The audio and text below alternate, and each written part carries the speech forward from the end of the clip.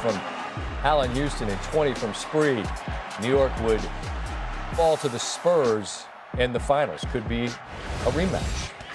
99 finals came 5 years after they lost to Houston in 94. The last title team was 73. Bill Bradley, Walt Clyde Frazier, Willis Reed led the Knicks over a Lakers team that included the logo Jerry West and the legend Wilt Chamberlain. Knicks clinched in Game 5 on the road.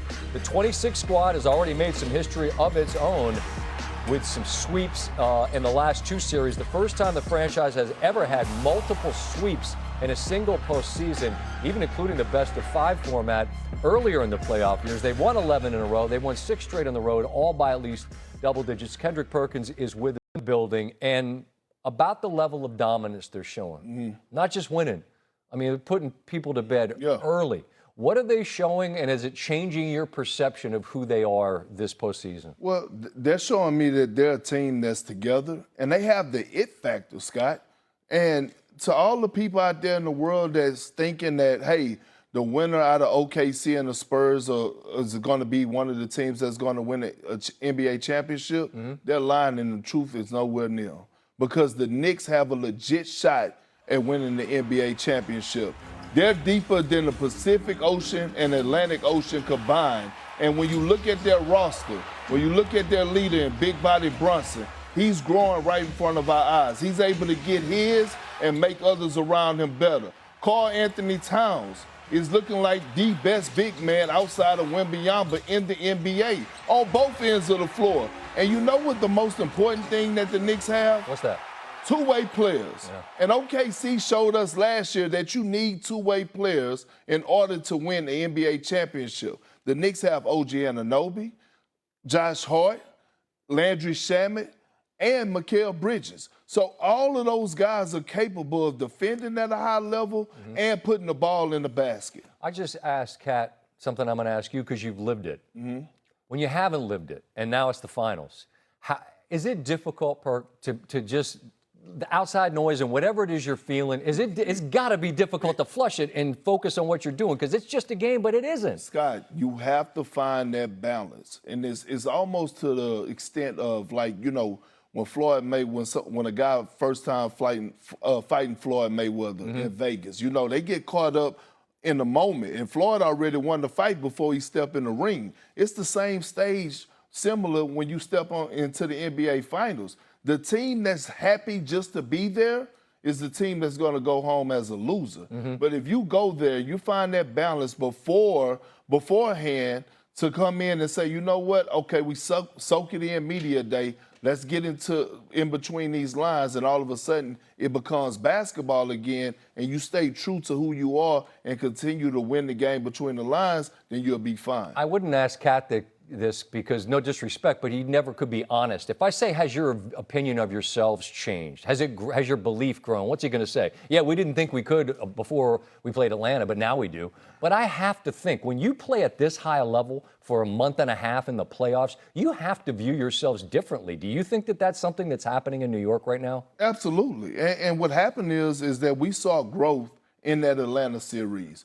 We saw guys find themselves and guess what? Lose themselves in the team. Because now all of a sudden we're watching a Knicks team that's playing agenda-free basketball. They don't give a damn who's getting the shine. We're watching Karl Anthony Towns take that step of being a defender. We're watching Jalen Brunson take a step of playing off the ball, playing on the ball, right? And all of a sudden, Mikal Bridges, who was catching a lot of heat from a lot of New Yorkers, including our friend Stephen A. Smith, all of a sudden he found himself in that moment. And Mike Brown did a hell of a job of sticking with him. Mike Brown, the Sacramento Fire? That Mike Brown? Yeah. Okay. I'm just checking. Well, you know they can't get right. That's another story for another day. Maybe Philly was worn out from the Boston series. Maybe Cleveland was worn out from the Detroit series and the first series with, Orlando played Detroit. Who did they play? Toronto. It feels like 3 years we've been in the playoffs. Maybe that was it. Or maybe New York's just playing it at this level right now. As for Cleveland, their series comes to an end, and it comes to an end by getting swept on their home floor. Donovan Mitchell on what happened. I mean, y'all asked me 1,000 times if we were tired. I can't tell you yes. But, I mean, we did this to ourselves, and that's not an excuse. They're a hungry team. They beat us, swept us. So I don't want to diminish that. But we didn't give ourselves a chance because we didn't have no business. And I told them guys in the locker room, I said, now we know. Like, for a lot of us who've never been here, you can't play with your food. We had an opportunity to close both series and give ourselves some rest. You got to be able to give yourself a chance. And we had an opportunity in game one, and then we blew that. So the two series before, having to go 7, and it's our fault. Like, we did that to ourselves. You know, it's just an unfortunate situation. You know what I mean? Like, any team coming off a tough two series against two defensive monsters, it would have been challenging. And I don't necessarily, like, maybe the first 3 quarters we played well. I don't even know if the first half in the first game one. I think maybe that third quarter we played well where we actually made shots. And then other than that, I don't necessarily can't remember a quarter where we actually made shots, like as a group, which is like, you're not going to win against any team. So it's just that's a little frustrating. Harden had 2 field goals and 5 turnovers. That's that odd stat about him. Perk, about halfway through the sound, you just put your head in your hands. What do you got for me on Cleveland? Well, first of all, somebody needs to take their microphones from James Harden, Donovan Mitchell, and Kenny Atkinson, because that is embarrassing to hear what they're talking about. You know what? In the playoffs, things are going to be hard. In 2008, we went through 2 7-game series. It's about your mentality. It's about, do you have the will to want? It comes from inside, Scott. And listening to those guys, they're making more excuses than a brother going to jail. Kenny Atkinson comment the other day was the most asinine thing that I've heard in this postseason. About analytics? About the analytics. We winning the analytics. Yeah. What? What are you talking about? Yeah. How about showing some type of leadership? Donovan Mitchell, where's your leadership? And when I watched their lack of effort in the closeout game tonight on their home court, the New York Knicks had 20 offensive rebounds. Scott, you and I were sitting in the back, and I had to ask you, what they got, 25 dunks? It felt like as well. Jalen Brunson actually looked athletic. How many times did we see him push the ball coast to coast and get all the way to the basket? He got out in transition and got a little dunk. Jalen Brunson. Yeah. And he's one of my favorite players. But again, when you're looking at your leaders, supposed to be leaders, and Donovan Mitchell and James Harden, if you're banking on those 2 guys to lead you anywhere, especially into the promised land, especially after hearing those comments post-game, then you dead bird tall grass.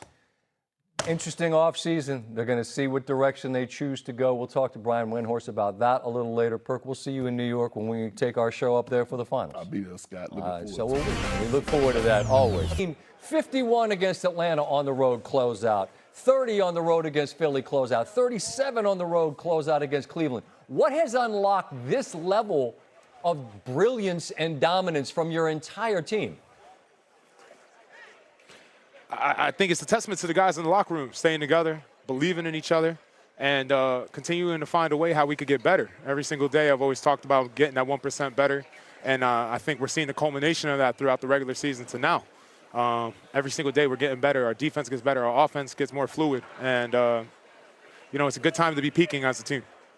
It makes sense to me, but Kat, like, as you guys see it, like, to play like this and to have them stacked one on top of another, does that collectively kind of sharpen the focus of the group, right? When you see what's possible, like, does that make sense that no one's satisfied? It's like, well, hell, maybe we got another gear than the one we found.